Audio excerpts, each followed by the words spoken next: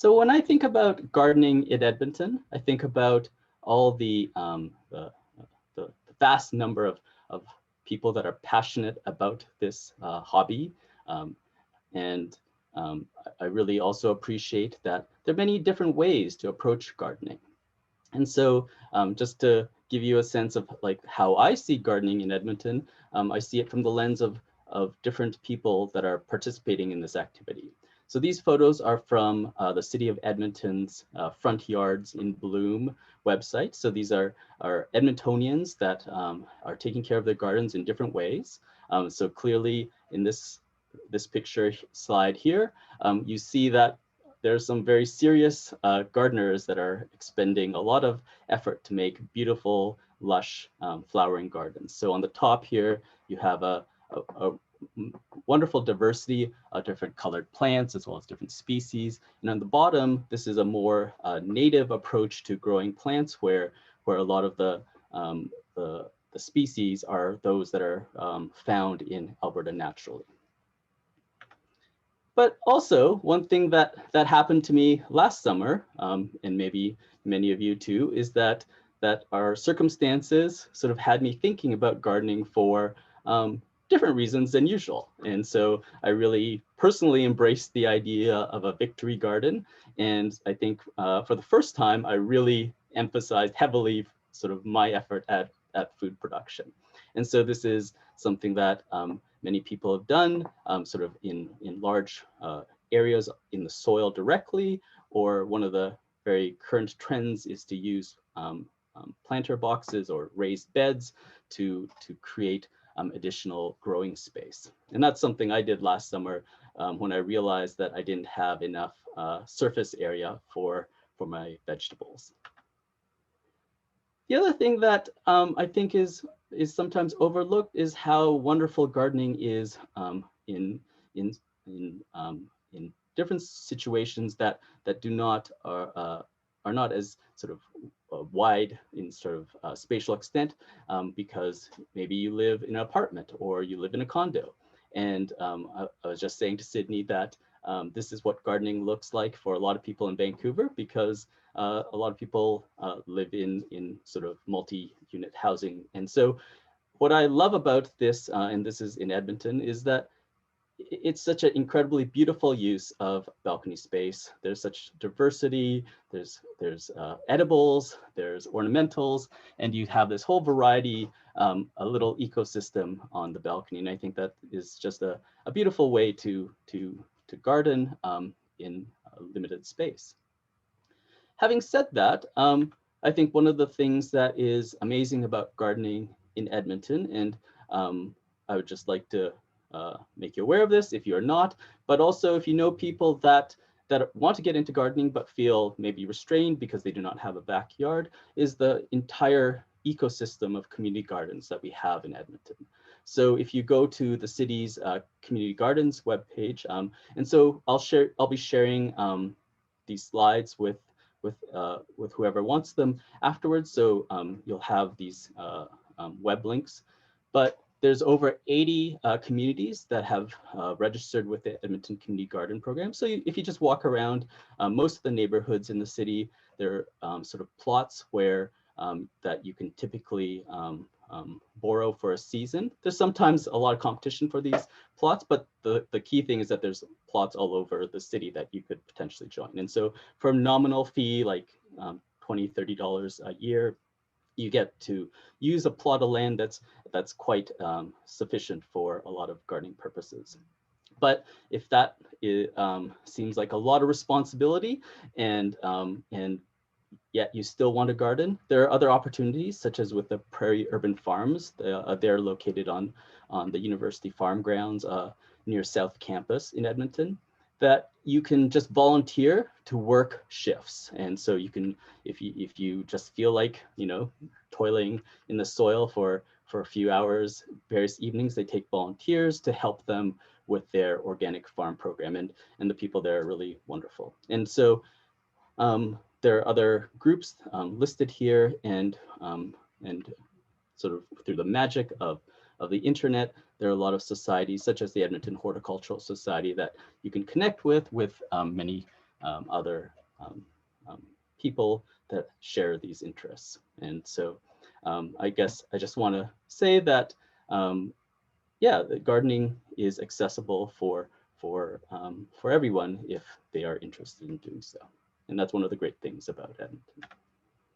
So the way I'm going to talk and organize sort of the rest of what we'll discuss today is sort of around sort of the basic needs of the plant. So plants are obviously incredibly important organisms sort of within the context of ecosystems. They are primary producers. They're able to use energy from the sun, carbon dioxide from the air, nutrients and water from the soil to essentially be the foundation of much of our terrestrial ecosystem, as well as generate a substantial portion of the very air that we breathe. When land plants appeared on this planet, they really changed the atmosphere as they introduced greater levels of oxygen over time.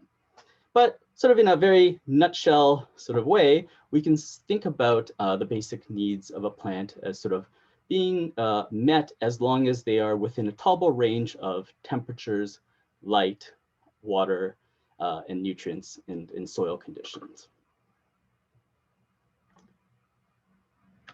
So when we think about temperatures, this is probably one of the variables, along with light, that we don't actually, we can't really change that much. I mean, of course, there are exceptions, such as in growing indoors and so forth, but as far as like growing outdoors, we are a product of where we are located on this earth. And so Edmonton, circled in our red circle here, is sort of in this zone 3B range, where temperature, or a 3A, 3B range, where temperature is sort of in the minus 37 to minus 40 range at the as a mean maximum cold over many years.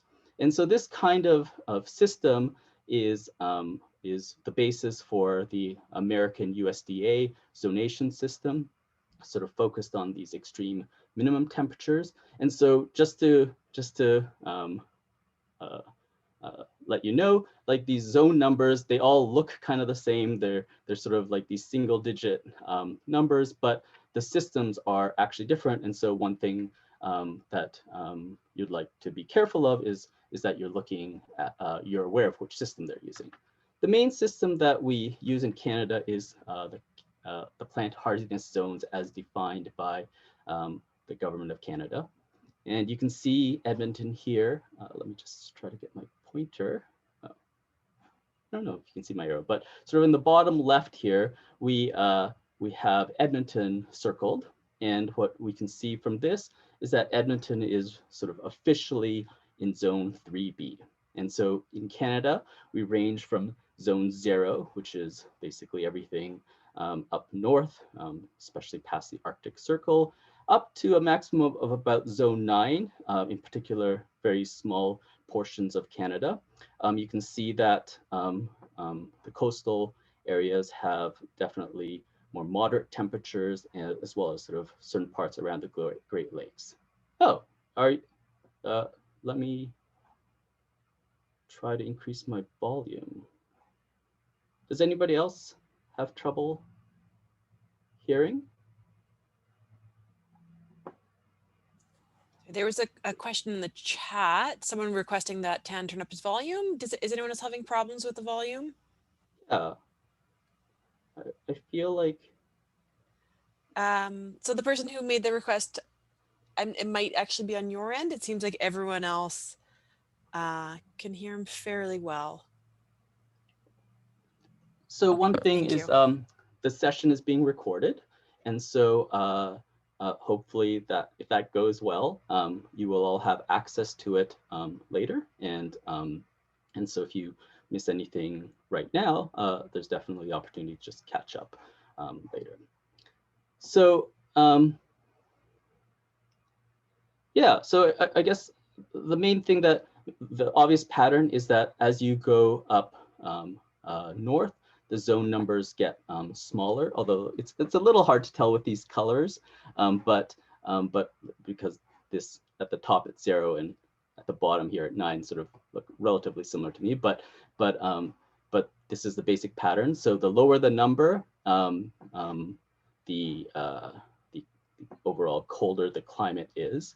One of the things is that these numbers are useful because if you are interested in growing something that you have not grown before, you can go to this plant hardiness website from the government, and you can look up your plant and see whether what zone it is classified as, and that gives you a sense of whether that plant would do okay in the location that you're living in.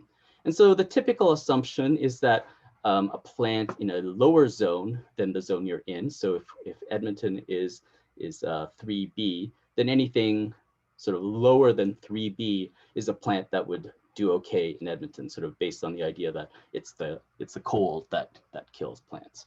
But in reality, plants in Edmonton can really be grown sort of up to zone 4 if you're willing to do a little bit of extra work in terms of protecting your plants, and up to zone 5 if you're really serious about protecting your plants. And I'll talk about that more in a second. The story that always amazes me is this one about a lemon farm in New Jersey. So this couple that were, I think, engineers or something, they just started growing lemon trees from the seeds that they found in lemons that they were consuming. And sort of over the period of 5 to 10 years, they just started propagating more and more lemons, to the point where after about 9 years, they had that lemons that were starting to fruit, and they somehow turned this into a business. So New Jersey, certainly not Florida, but what they do is that they put their lemon plants in pots every year.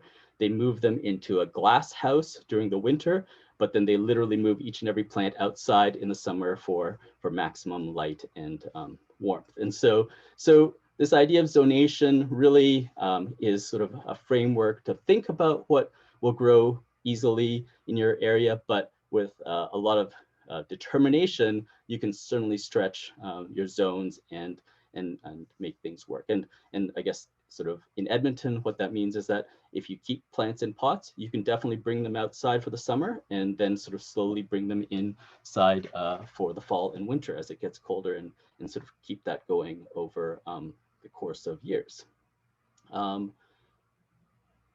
So that is sort of like our basic limitation of how zones work. For those of you, I guess I'm sort of targeting a range of gardeners here, from those that are just starting out because of the pandemic and so forth, and those that probably have much more experience than I do with gardening. So I'm going to introduce something that is maybe a little more obscure, but this is the idea of how these zones were determined, how they're set.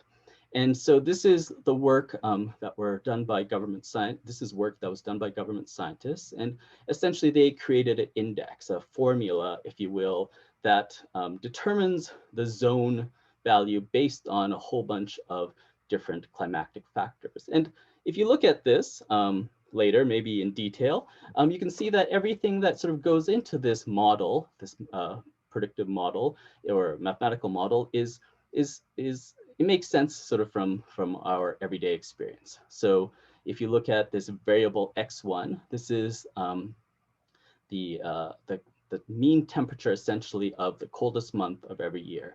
And so the colder it is, then the higher this value is, and therefore this y value increases. Whereas this next so the other variables, we don't need to get into the detail here, but things like how many frost-free days are there in your area, how much rainfall there is, how much snow cover there is, how much wind there is. These are all things that would affect the experience of plants in these areas. And so this is a way of putting all these things together.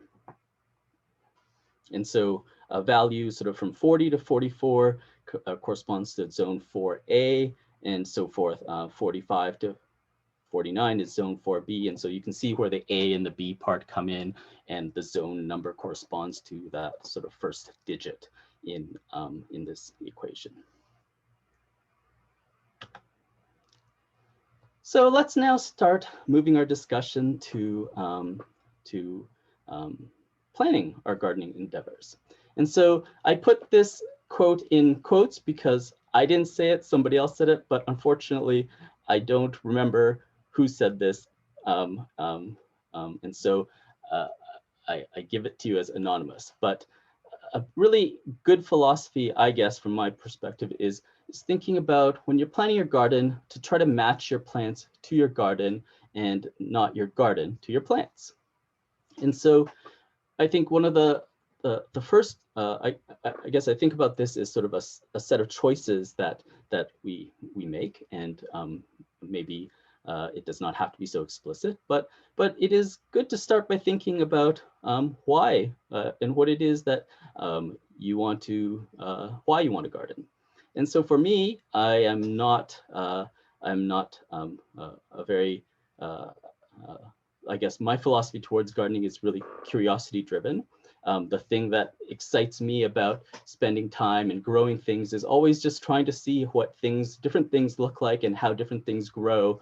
And so that diversity, that variety is sort of really interesting to me. And I guess that really changed last year when I really moved to trying to produce a lot of food crops. But sort of from that perspective, as sort of based on what your goals are towards gardening, maybe then sort of really sort of consider your space. And for myself, like even though I was very used to my garden layout and so forth, it was very interesting as an exercise to think about how the garden could be used differently, particularly last year. And so when you have whatever space it is, whether it's your balcony for pots and planters that can sit on the rails or on the ground, or if you have a yard, then whether you use just the bare ground or raised beds, it's important to take a step back, I guess, and think about what the options are. And with a lot of, I think the practical things are very important. So sort of looking at your yard and thinking, I wonder which parts of the yard actually get a lot of light throughout the summer. Or I think an important practical one is, where does the water hose reach to, or where am I willing to walk to with the water hose to water the plants? And so I think that's something that that sort of shapes the possibilities, and I think it sort of eases so all the subsequent processes when the best use of your space can be made. Now, each year, there's always sort of a litany of choices that we have to make, pleasurable choices, of course, regarding what to put in the garden potentially, as well as how we're going to introduce different plants into our garden. So for myself, I always have a question of which things should I do from seed, which things might be better off as nursery plants, which plants do I want to start early indoors so that they are essentially sort of like nursery plants by the time summer rolls around. And of course, sort of related to this decision is, when should I start putting stuff outside? And this choice it depends on how much work you're willing to put in. But I think that for those of you that are thinking about starting, that is a relatively safe time of the year to get going as far as being frost free. And of course, that's not written in stone or anything, but sort of it seems that way for this year. But so the advantages of using seed is that a lot of times there is more access to a variety of plants that you can get from seed that you cannot get from your local nursery. Although, just to be clear, Edmonton has really great local nurseries that are local businesses that do an incredible job of providing plant material. But there's just greater diversity of plants than any of these nurseries can provide. And so the seed gives you options for varieties like heirloom varieties and different species that maybe are not available. On the other hand, nursery plants, I have a friend's mom who gets beautiful tomato plants every spring, and a nursery plant obviously has already been endowed with an investment of time and effort on the part of the growers. And so starting basically in May, she's able to start harvesting a large number of tomatoes from these plants and can enjoy that process the whole summer. Whereas my tomato plants that I grow from seed usually don't get going till around July or August as far as being productive with tomatoes. And sort of from more a long-term perspective, I think it's interesting to think about planning your garden into zones where you may have perennials that you can essentially leave other than sort of maintenance efforts, as well as areas where you introduce annuals. And one of the advantages of this, other than just sort of being able to keep track of where different things are, is that oftentimes a lot of our water intensive plants might be annual, sort of like vegetables, or fruit, like tomatoes or lettuce. And so keeping things that need to be watered a lot in one spot of your garden can help sort of the overall effort, because you don't have to sort of be careful and tippy-toe around things that may not appreciate as much watering and so forth. So one of the things that I also think is really helpful as far as developing your garden is sort of to have a long-term view of it, in that it's really a lot of work. And so changes that you make to your garden can be sort of spread out over different years, and part of that process requires planning. And I like to do this because it's fun to think about what I'm going to do in my garden when it's the dead of winter and there really isn't any outdoor gardening going on. So as part of this, one of the things that's really important is sort of just keeping tabs of where things have been planted, particularly things like bulbs that are not easily visible in the spring and fall, and keeping a journal of things like where when things flower or germinate, because what this allows you to do, sorry about that, Colleen. I've been told that. And for long-term planning, journal keeping is really important, because what that can let you do is structure the timing of different flowering and so forth. So if you're very serious about keeping lots of flowers actively blooming throughout the summer, you need to sequence your planting or plants so that there tends to be something flowering at different periods of the summer. So for myself, I do definitely take notes about things that are important to record. But I'm also a little bit lazy, and so I just use my phone to take pictures of things. And because the pictures are automatically dated and labeled, that lets me go back to them and refer to them in the winter when I have more time to think about my garden, and sort of see when things are flowering and when things germinate and so forth, without having to write things down every single day. And I find that more fun. And of course, I have the photographs to look at and enjoy in the future. So going back to the idea of sort of extending our zones, one of the key things that we can do is essentially prepare for the unexpected, or I guess it's the expected unexpected. So as far as temperature goes, certainly frost is a key factor that that can kill plants that are put out too early.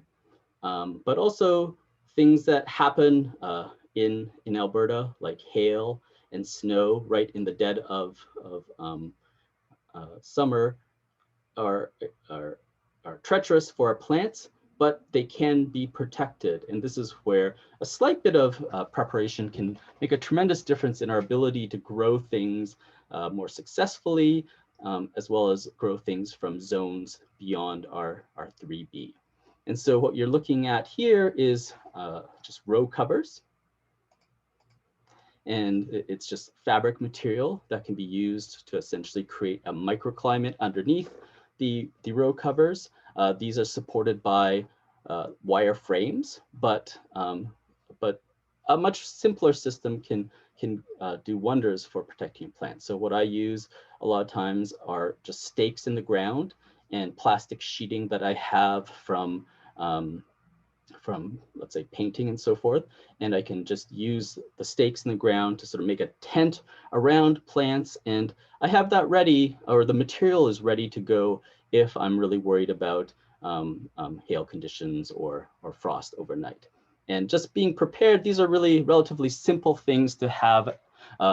Many of you will have these things, or if you're in a backyard, you can just use a bucket to upside down to cover your pots if the pots are small enough and the bucket's big enough. But these measures will definitely extend and let you the season, as well as take risks earlier on in the season, is how I think about it, and get stuff in soil more quickly.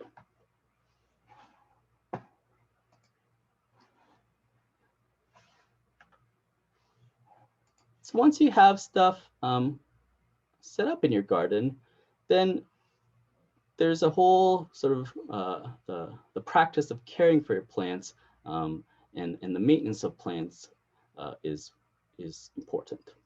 So we'll go through some of the basic things that we all do, but I want to talk a little bit about why we do these things. So watering, we don't need to talk about why, but one of the things that is sort of important to think about when we're watering is that that the right amount of water is something that plants require. And so this is particularly true of indoor plants because of the fact they're in pots. And so this applies to things like planters and pots.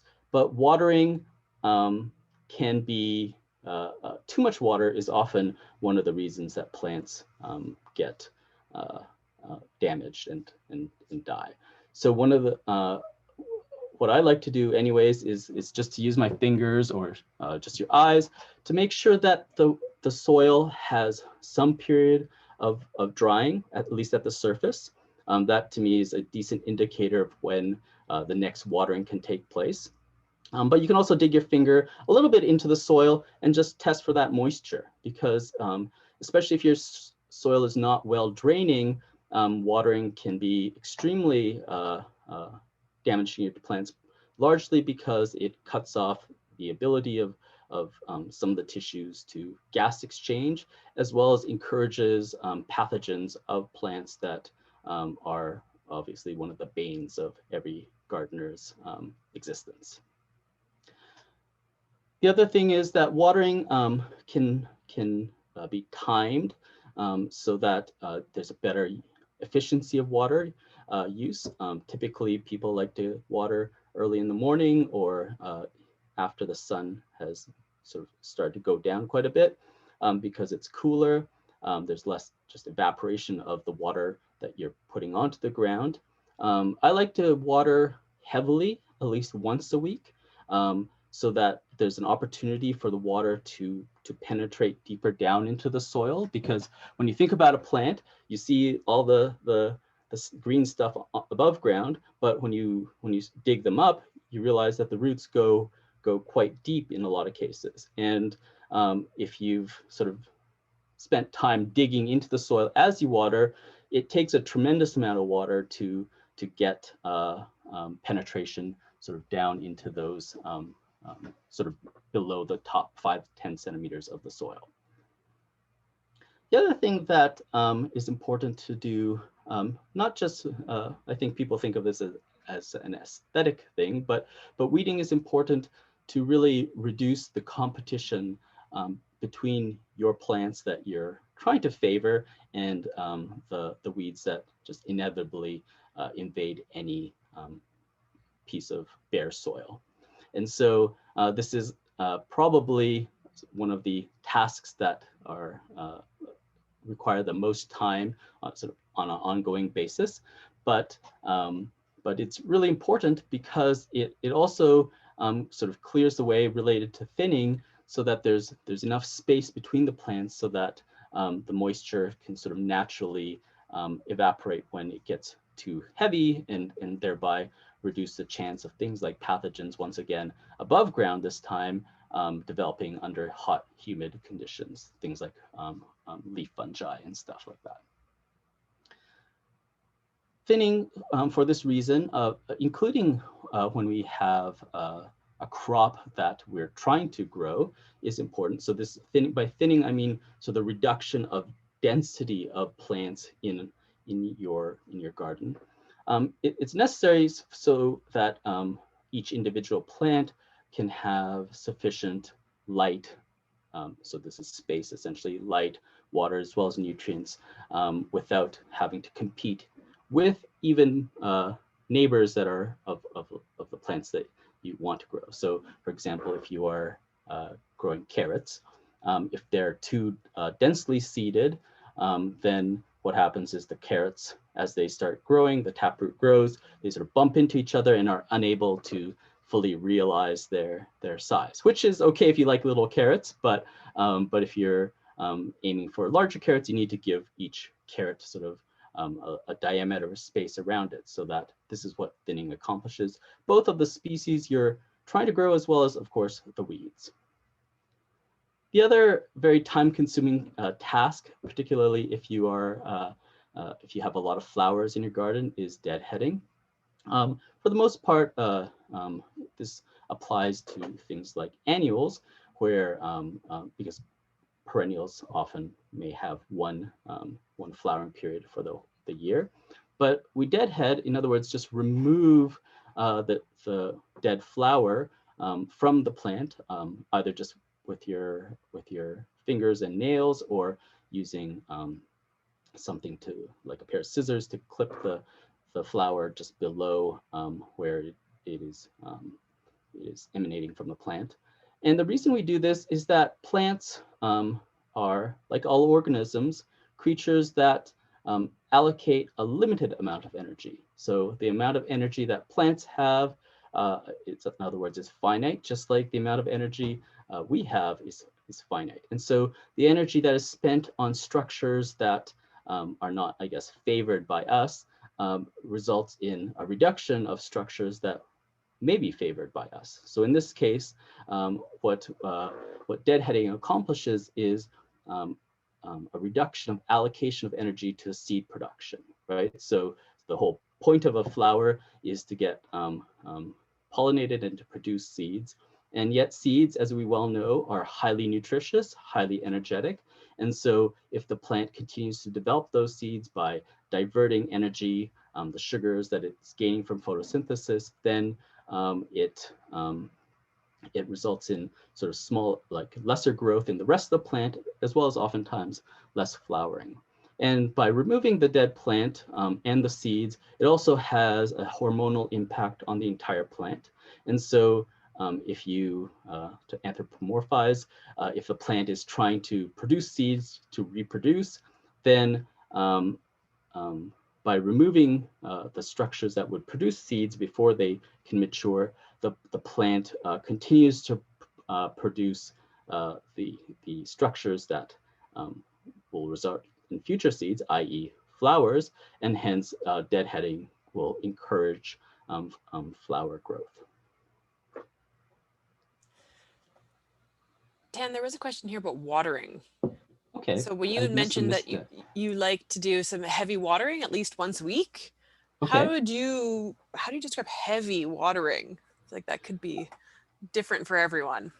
Yes, and so that depends upon literally the situation, the soil conditions of the plants you're looking at. So ultimately, if you're curious enough, I would just dig, sort of put your finger down, or they sell very inexpensive moisture meters, and essentially I would just look under, see how deep the water is penetrating.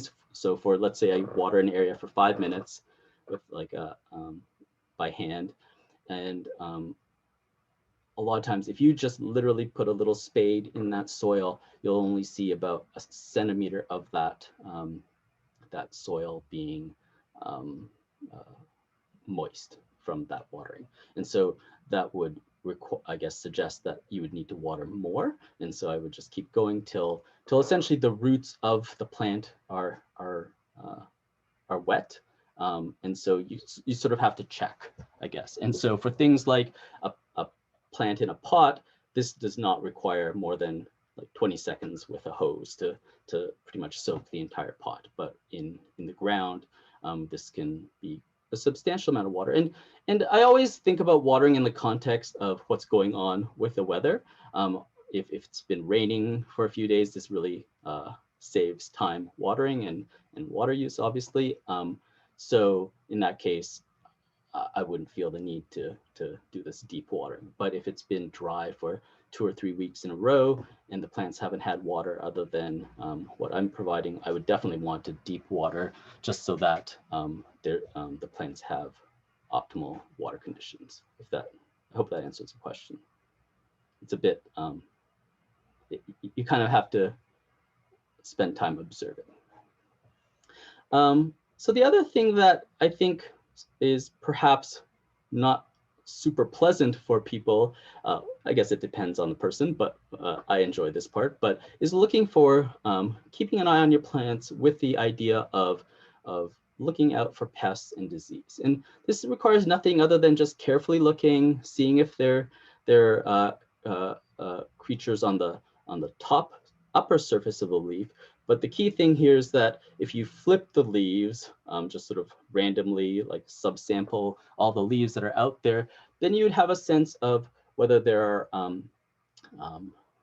herbivores, like or potentially things like bacteria or fungi growing on those leaves. And I'm personally of the belief that I really don't mind sharing my garden with some caterpillars and slugs and so forth. But obviously, if it starts to get out of control, then it's probably not good for your overall the plant health in your garden. And so at this point, I typically, I don't like to spray pesticide or whatever. So I would just dispose of that plant, make big cuts, or just remove the entire plant. And the key is also to dispose of this material in in a sealed plastic bag, so that it doesn't have the potential to contaminate other parts of your garden. So this is not material that you would like to add to your compost mix, which I'll be talking about in short. This is stuff that you're just trying to maintain the health of your garden. So the other thing that we'll sort of get into in a second is the idea of amending soil. So over the course of the summer, particularly because of a lot of the plants that we have in our gardens are pretty heavily watered, nutrients are often leached from the soil depending on how much organic you have in your soil. But if you, and so amending the soil is an important part of caring for your garden, so that the nutrients that the plants need for growth are maintained. So before I get into that, I just want to talk a little bit about some of the tools that, these are not the basic tools that like just like a little shovel or whatever that everybody has, but these are things that I've recently found to be very useful in my gardening. And I'm not a tool person. I don't like collecting too many things in general, but these are things that I found that really made the gardening experience more pleasant. So the first thing, and I'm just going to talk, I have no financial interest in these or anything. These are just things that I've come across, and I would love to hear about things that you have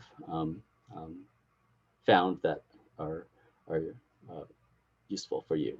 So one of the things that I found interesting is this innovation in hose technology. So these there are hoses that are sort of that expand with water pressure, but also they're incredibly light compared to the heavy duty hoses that I'm used to. And so I used to get heavy duty hoses because I just love that they last a long time. And these hoses do not last as long, but certain versions of these like are I haven't actually weighed them, but to me they feel like they're 1/3 the weight. And so for moving around the garden, it's definitely a lot easier to transport the water.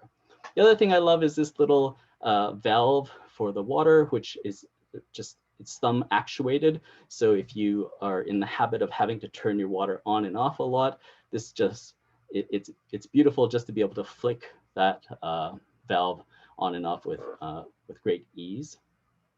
One thing that I think that I know people who do woodworking and stuff are very familiar with this, but gardening tools, a lot of gardening tools really benefit from sharpening, even so shears or clippers of any kind.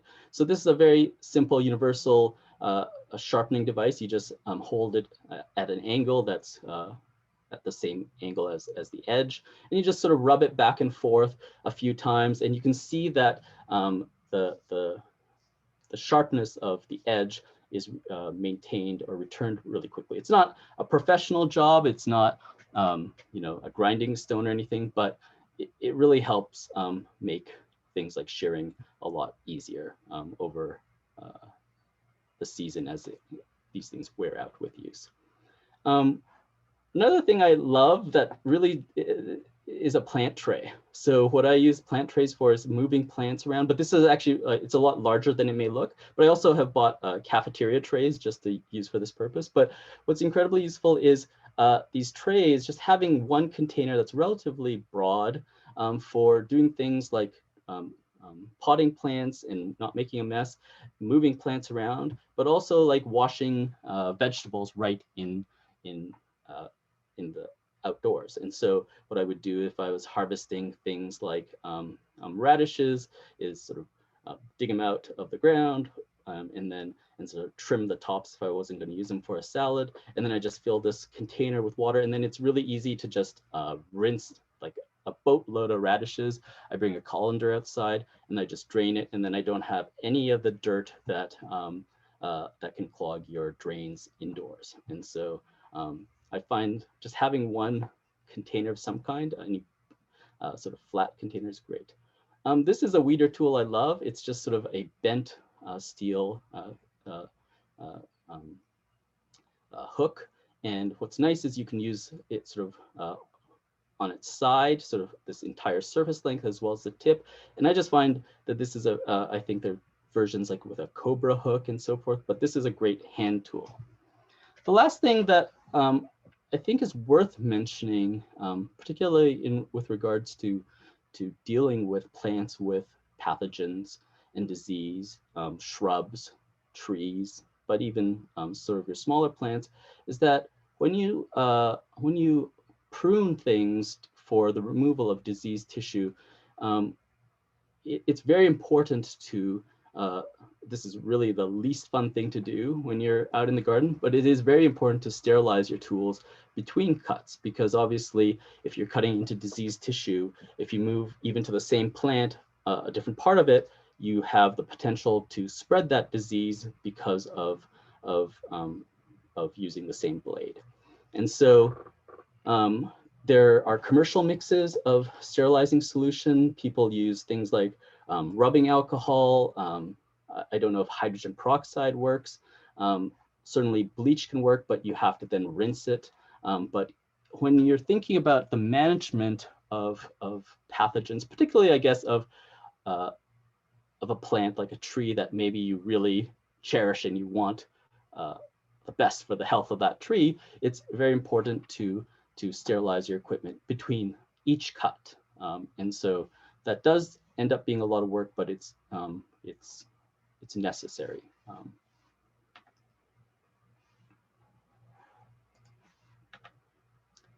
Okay, so now let's sort of think about the soil component of our plant's needs, the nutrients. And so just to review, when you buy things like chemical fertilizers, they're often labeled with very large numbers on the front of the bag. And so in this example here, we're looking at a 18, 24, 12. And what these numbers represent is the percentage by weight of each of these compounds within your fertilizer mix. So in this case, this fertilizer is 18% by weight nitrogen, 24% by weight phosphate. P is phosphorus, but it's phosphate that they include, and K of 12% of potassium or potash. And so the first thing you may notice is that this does not add up to 100. And so whatever is not, whatever is remaining when you subtract 18, 24, and 12 from 100 is sort of the amount of filler. And filler in fertilizer are things like sand or limestone or just some sort of inert substrate. But this gives you a sense of what the constituency of that fertilizer is. Now, because these three elements are the most important in terms of the elements that are required by plants, sort of by mass, it may be easy to think that this is essentially all that a plant needs. But in actuality, there are about 17 different nutrients that plants require from the soil that they cannot produce for themselves.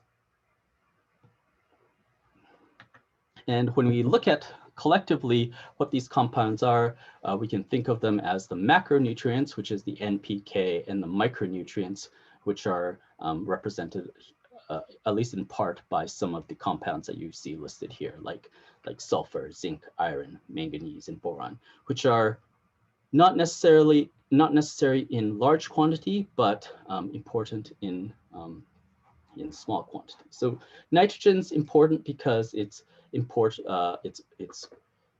valuable in the process of plant leaf growth, and so when there's not sufficient nitrogen in the soil, then plants can often show yellowing of leaves. Phosphorus is important for root development and fruiting. And so when you look at these different values and recommendations for using different kinds of fertilizer at different times of the year, times of the plant's life rather, this represents the idea that plants require more of particular nutrients at different phases of its life cycle. And so as a plant is trying to set fruit or grow to maturity, it requires different kinds of nutrients or in different balances. One thing that I always sort of find really interesting to think about, but because it's obvious, but not often talked about, is so the relationship between the availability of nutrients and watering and temperature. And so if it is, and this applies to houseplants as well, but if you think about a plant and what's going on with that plant in really hot weather, there's a lot of evapotranspiration. Water is being pulled from the ground, pumped up to the various leaves in the plant system, exiting through the stomata. This is sort of equivalent to our sweating, where the plants are cooling themselves by evaporating some of this water. Now, of course, this has the effect of actually, if you were to imagine it like a straw, of creating greater suction of water from the ground. And so under hot conditions, essentially there's more flow of water through the plant. As a result, anything that's in that water particularly things like the nutrients that we introduce into the soil or are naturally found, are brought into the plant at a higher rate because they are in solution or they're in that water. And so when it's hotter, essentially, if you have a given level of nutrients, the plant is actually taking in a higher concentration of those nutrients because of this water flow. And hence, if you are over fertilizing, you have the potential of burning your plants um, um, at hot temperatures because of this sort of relationship between water use and temperature and the nutrients in that water. So it's something to think about. And I think sort of an easy rule of thumb is don't introduce a lot of nutrients when it's really hot. So like particularly high concentrations. And this actually relates this sort of maybe an idea as to different approaches to fertilization. Some people like to fertilize sort of in pulses, but I personally find that fertilizing small amounts more frequently is, it's my opinion, I guess, but is a more effective use of fertilizer because less of it then gets sort of drained out through the soil with our watering, and more is used by the plant. And so to do so, you can use what are slow release nutrients. These are the nutrients that they're covered with a coating that just sort of like our slow release vitamins and stuff. It releases the nutrient concentration inside those bubbles over an extended period of time. There's a rating usually on these fertilizers. What I do is also just put a little pinch of nutrient, and I use a little water can to add nutrients to my garden sort of on a regular basis, and then I just use the hose for watering. But the one thing that I encourage, and this isn't, once again, it depends on how you want to approach your gardening.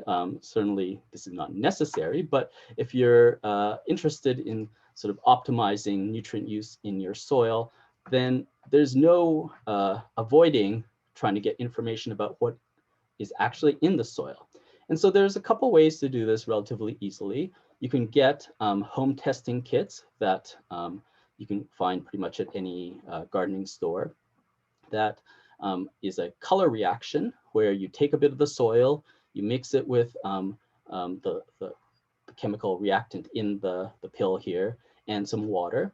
And based on the color that it turns, it gives you sort of one of these 5 categories of nutrient levels. And similarly, you can do this for pH. Now, all these things really are critical to, they're relatively easy to do. The whole kit may cost, I don't know, about $20 or something for all those tests.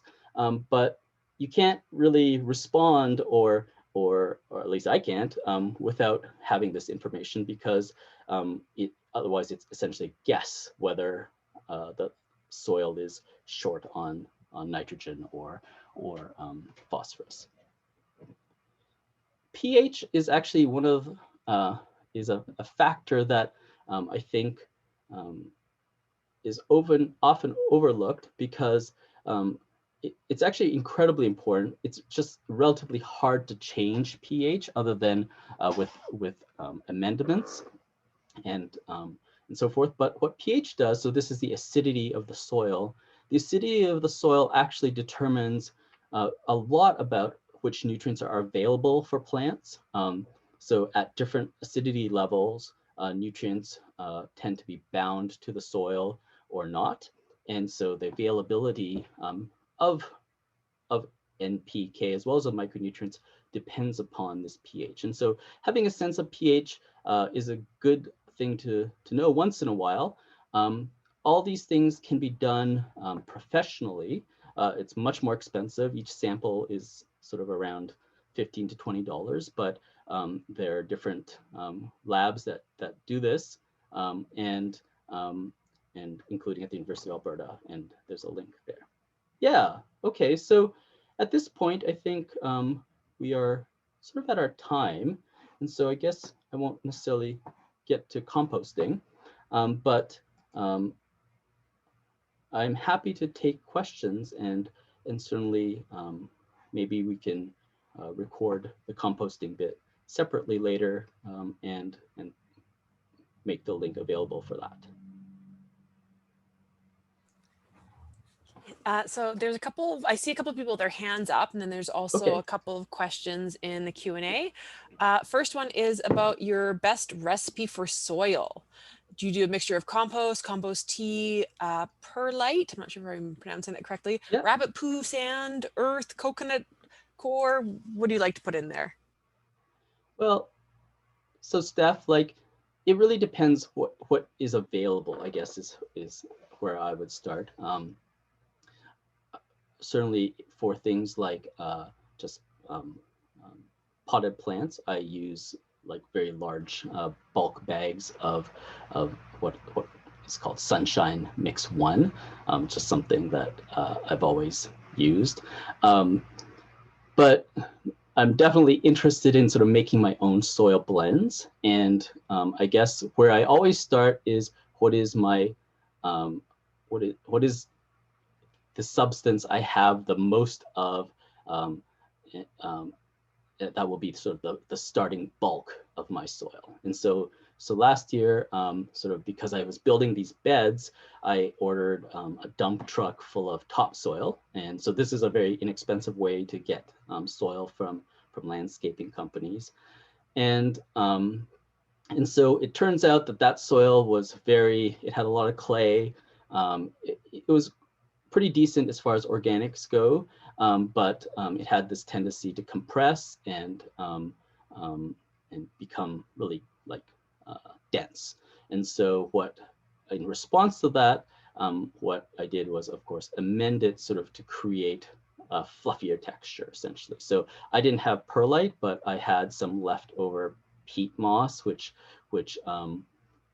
just from I guess previous use, and I am adding to that compost. And so trying to break that down.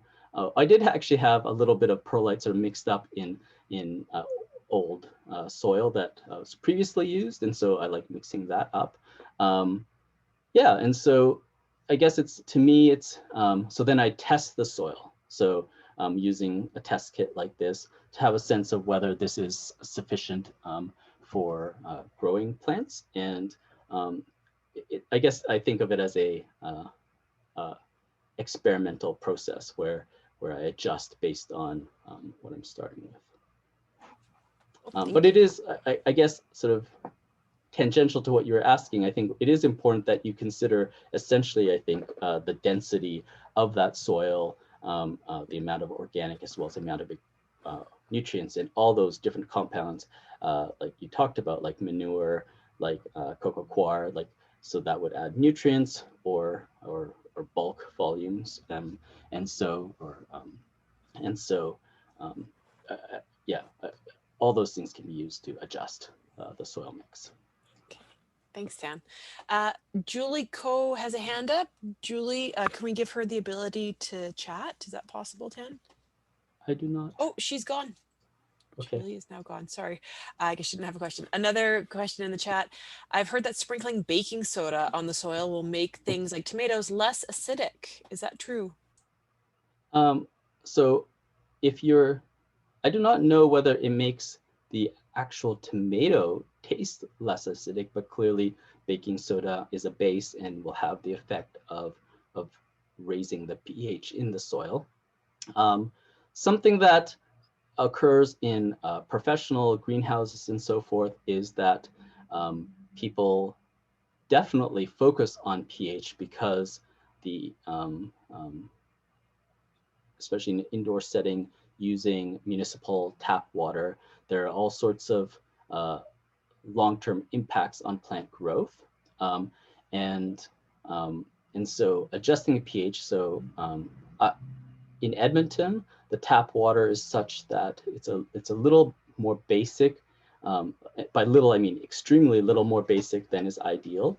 And so people definitely add little drops of acid, sort of commercial acid, into water solutions. And yeah, and so that can change the soil chemistry. And but I don't know if it actually changes the acidity, in other words, the taste of the tomato. Thanks, Dan. Next question, I think, is something that we all suffer from time to time, or it depends on our neighborhood. How does cat poo adversely affect your garden? My neighbor's cat uses my garden as a washroom. I've definitely had that experience. So, I mean, I guess if the cat is using a particular part of your garden consistently, then what you're having is extreme introduction of waste, and that can affect the soil, and it does have the effect of potentially burning your plants if there's too high a concentration of, let's say, nitrogen that's often found in urine. I guess when I think about animal waste, I'm not like particularly paranoid about this or anything, but it's always of concern that particularly carnivorous animals, there is sort of animal product and potentially animal pathogens in poo, and so I mean, in the ideal world, I would definitely avoid having too much of this poo randomly in my garden, but certainly manures are processed, and they can be sterilized and handled in things like composting processes, so that it actually becomes a benefit to the soil. It's just sort of the human health component that I guess I would worry more about if it was a really big problem. Thank you. So back to the baking soda. Would you recommend using baking soda in the garden when people use rainwater? So if they're not using tap water, they're actually using rainwater. Can you put a little baking soda in then? So I would definitely, if it's possible, take one of these soil pH kits and just test your rainwater, because I guess when I think about rainwater, it certainly depends upon literally each rain, but it also, if you're collecting it off a surface like from your gutters, then it may have properties that are sort of unexpected. So it's hard for me to respond without knowing exactly what the pH is of that rainwater. I guess my overall approach is that I would just use the rainwater, because it's raining on the plants anyways, and I certainly don't modify that. So maybe that's a slightly lazy answer, but I feel like that the plants usually are fine with that. The last question that's up is, do you know of any charts that group different edible plants together based on their soil needs or types, like fruits and berries and veggies, to better design the garden that matches all three, like paired gardening or medicinal wheel gardening, which is the three sisters: beans, corns, and squash? Yeah, I mean, there's a I think there's a lot of knowledge that's being built sort of in rediscovering traditional ways in which gardening has taken place. One of the things that's incredible about planting beans and corn together is that beans, I don't know if you're aware, but are a plant in the family that has a lot of association with what are called rhizobial bacteria. And what that means is that there's an association right on the roots of bean plants. If you dig up pretty much any kind of bean plant, you'll tend to see this. You'll see little nodules, little ball-like things on the roots that are growing, because those are actually structures that house symbiotic bacteria. And what these bacteria are doing are actually fixing nitrogen so that it is available for the bean plant to use. In other words, this relationship is providing fertilizer, nitrogen fertilizer, to the bean plant, and in return, the beans tend to be providing sort of some of their photosynthetic energy product, in other words, sort of sugars and stuff, to the bacteria that are housed in their roots. And the reason that planting beans with corn has been done traditionally is that corn, because it is an extremely vigorous growing grass, it has a tremendously high use of nitrogen. And so if you have agricultural corn, it's often fertilized quite extensively.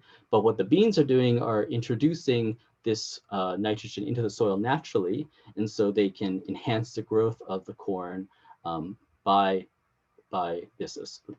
planting in close proximity, which then is a natural way of maintaining nutrient levels in the soil. I'm not personally aware of a chart that groups things sort of in the categories that you mentioned, but certainly if you go to a lot of resources like the government webpage, agriculture webpage on plants and their nutrient requirements, then it's sort of organized by individual plant. And I guess that's something that you could cobble together based on that information. Okay, thanks. So I think that actually answers one of the next questions is there a resource table or chart that groups synergistic plants together or soil needs or types? But not exactly. So, hey, Jenny, like I definitely want to talk about composting, and maybe, I don't know, maybe we could just start next time, Sydney, with the composting bit before we get into pests, because we're doing another webinar in a few weeks, I think. But I definitely want to talk about composting because, as you are probably well aware, Edmonton's making changes to the garbage collections such that you're separating out organic materials from your recyclables as well as your regular garbage. And so for this reason, if you're doing that work anyways, it sort of makes sense if you're interested in gardening and you use compost to use some of the separated material for yourself and for making compost for yourself. And so the basic thing is compost is far less smelly and far easier than I think a lot of people think it is. It comes down to mixing a good blend of what is called sort of a green mix. So fresh, like essentially green vegetative material or fruit trimmings and so forth. So fresh grass clippings, vegetable and fruit trimmings and scraps and so forth. I find somewhere between 2 to 4 parts brown mix. So brown mix is dried litter, things like dried leaves, whether it's deciduous or coniferous, dried stems and branches, and even dried grass. And why this mix is important is twofold. One is that the green stuff obviously will rot and sort of decompose, like because it's very wet, into sort of a sludge, whereas the brown mix is dry and sort of offsets the moisture that's found in the green mix. And so moisture is an important part of composting so that it happens sort of efficiently.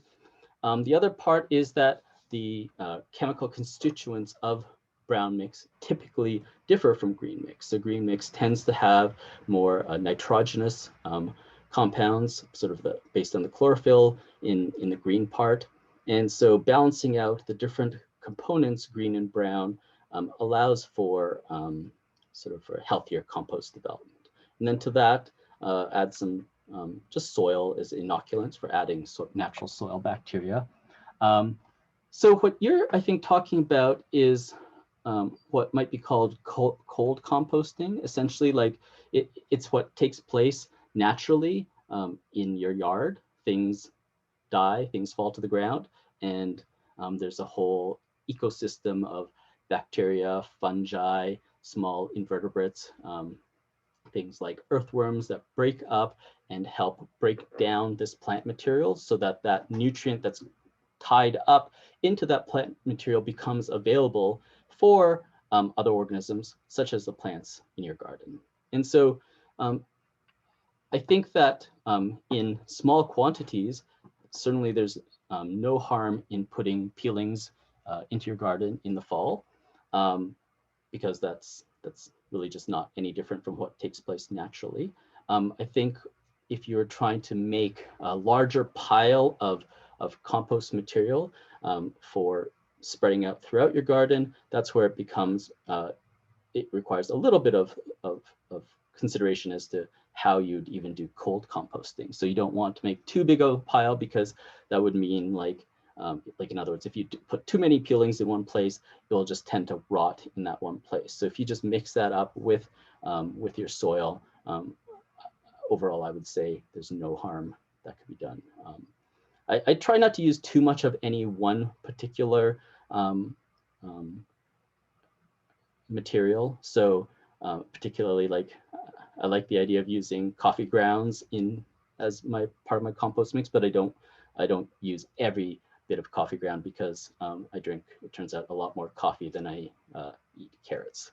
And so the one thing that commercially can be handled, but I try to avoid sort of in my own backyard, is animal-based waste, whether it's bones or leftover fish or meat or whatever, because once again, sort of thinking about sort of human health risks. And whereas on a commercial scale, they make sure that everything goes up to a certain temperature such that it's relatively sterile. So I hope that answers your question, Jenny, but we'll definitely talk more about compost sometime, yeah, in the near future. Okay. Yeah, I think we could do a whole webinar about composting, especially now with the It's exciting. Yeah, and especially with the, like you said, the city of Edmonton, having the green waste recycling. I think more people will start asking about what should go in there, what shouldn't, and how you can keep it for yourself and make your garden beautiful using it. So that's great. Thank you everyone for attending, and thank you, Tan, for sharing all of this knowledge with us. This is fantastic. As we mentioned at the start, we will be sending a follow-up email probably early next week with the recording. So if you're interested in it, we'll send that and a link. And someone was asking for some other links that you had mentioned about the websites Yeah. for the different combinations and what kind of soil things like to be in and stuff. So we'll Yeah. try to include that. Thanks again. Our next webinar is on June 3rd, and it's going to talk about pesky garden pests. Not sure if that includes cats, but they are certainly a pest. And if you'd like to just keep following our workshop series, you can sign up on our website. Thank you all so much for spending the time with us, and I hope you have some good couple weeks of gardening coming up. The weather looks great, and it's a good time to really go into high gear with our planting. And we'll